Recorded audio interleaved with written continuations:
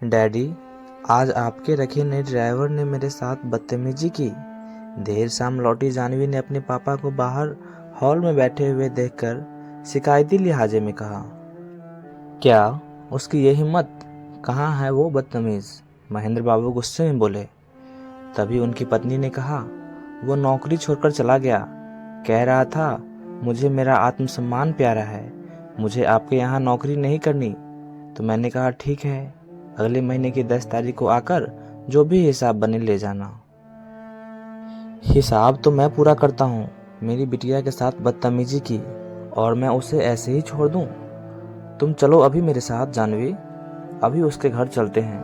वहाँ उसके परिवार के सामने उसकी वो हालत करूँगा कि तमीज़ सीख जाएगा। गुस्से में भरे महेंद्र बाबू अपनी बेटी और पत्नी के साथ ड्राइवर बिरजू के घर पहुँचे और दरवाज़ा खटखटाया। दरवाज़ा एक 15-16 साल की लड़की ने खोला। जी कहिए, कहाँ है वो बिरजू का बच्चा? बुलाओ उसे। गुस्से से महेंद्र बाबू गरजे। ओह, तो आप पापा की पहचान वाले हैं। नमस्ते अंकल जी। नमस्ते आंटी जी। आइए आइए बैठिए, मैं आपके लिए पानी लेकर आती हूँ। सुनो लड़की, महेंद्र बाबू बस इतना ही कह पाए थे, मगर वो लड़की अपनी माँ को आवाज़ लगाते हुए अंदर से पानी लेने चली गई।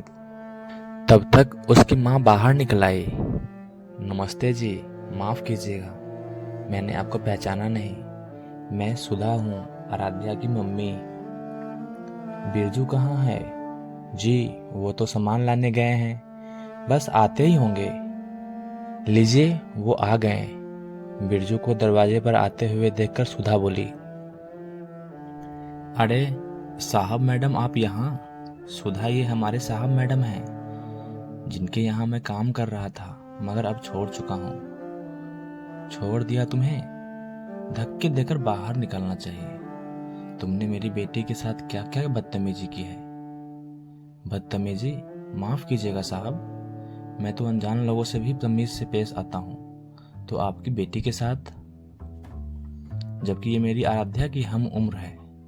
जानवी, तुम बताओ, क्या बदतमीजी की इसने तुम्हारे साथ? पापा, सुबह स्कूल जाते हुए इसने अचानक बड़ी तेजी से ब्रेक मारी, तो मैंने इससे कहा, देखकर नहीं चला सकते? कितनी जोर से ब्रेक मारी है।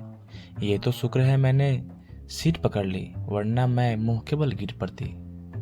तो जवाब में ये बोला, बेटी, वो अचानक एक छोटी सी बच्ची रोड क्रॉस करने लगी, मैं ब्रेक नहीं मारता तो? बहाने मत बनाओ और ध्यान से गाड़ी चलाओ। फिर से अगर ब्रेक मारी तो मुझसे बुरा नहीं होगा। पापा भी न जाने कैसे कैसे बदतमीज लोगों को ड्राइवर रख लेते हैं। बेटी, अगर मैं ब्रेक नहीं मारता तो वो बच्ची गाड़ी के नीचे आ जाती, ये गाड़ी थाने में और मैं जेल में होता। तो लगता है तुमने आज से पहले कभी बढ़िया आलीशान गाड़ी नहीं चलाई। हमारी लग्जरी गाड़ियों को देखकर इन छोटे लोगों को खुद ही दूर हो जाना चाहिए, ना कि तुम्हारी तरह डरकर गाड़ियों में ब्रेक मारनी चाहिए। और ये क्या बेटी बेटी लगा रखा है? क्या मैं तुम्हारी बेटी हूँ? तो फिर क्या कहूँ आपको? मैडम को दीदी कहते हैं, तो मैं आपको दीदी कहूँ? पागल वागल हो गया? मैं तुमसे बड़ी लगती हूँ? अपनी उम्र देखिए बुढ़े। मुझे बेटी दीदी नहीं, सीधे सीधे जानवी कहो, समझे? बस यही हुआ था डैड।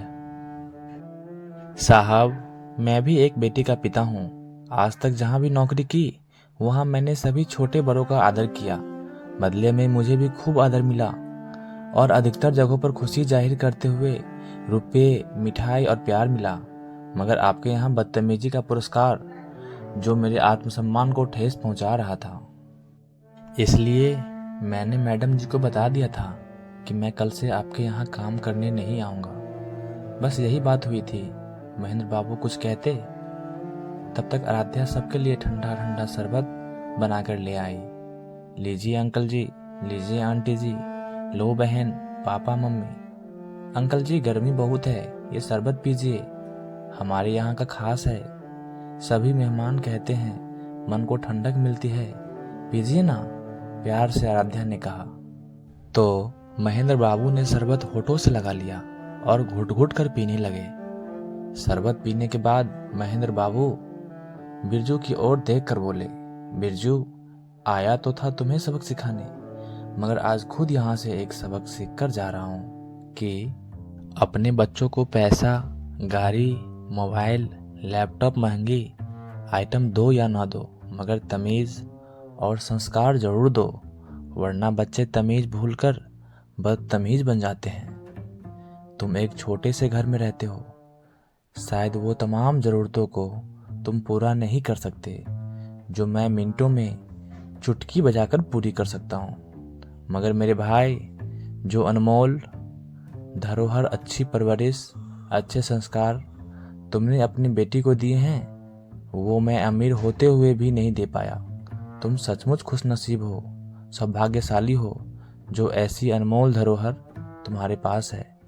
कहते हुए महेंद्र बाबू ने अपनी बेटी जाह्नवी की ओर देखा तो वो भी शर्मिंदगी से सिर झुकाकर बाहर निकल गई।